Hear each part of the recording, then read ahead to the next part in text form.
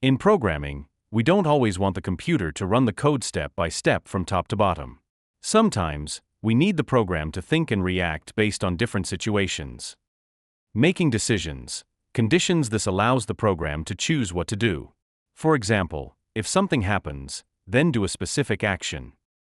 Repeating tasks, loops. Instead of writing the same code again and again, we can tell the program to repeat an action multiple times.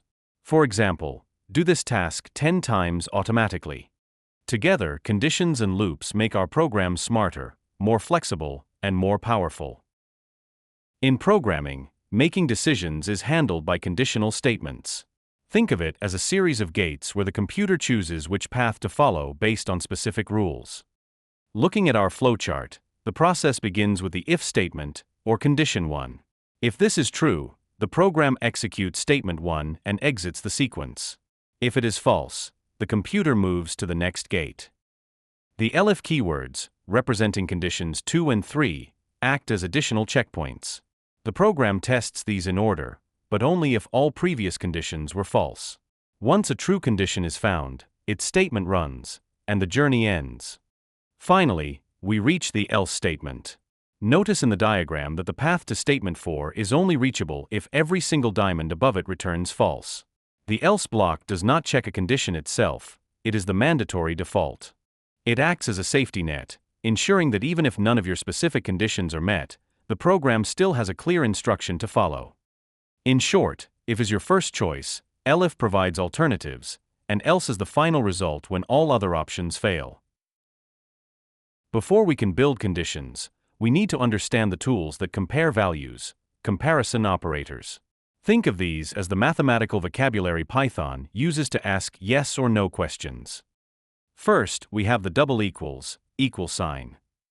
Unlike a single equal sign which assigns a value, this symbol asks, are these two things exactly equal to each other? Next is the exclamation equals, is not equal to sign, which means not equal to. This is used when you want a condition to be true only if the values are different. Then, we have the directional arrows.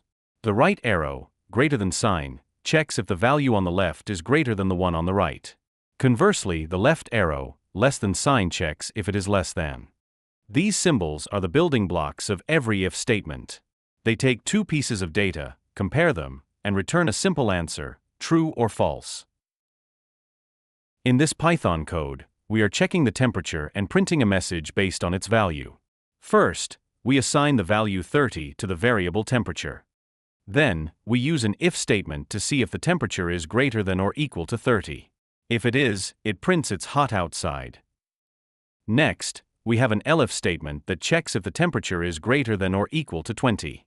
If this condition is true, it prints the weather is nice. Finally, if neither of the previous conditions is true, the else block runs and prints it's cold outside. This is a simple example of how conditional statements can help your program make decisions based on different situations. In this example, we see how Python uses indentation to organize code.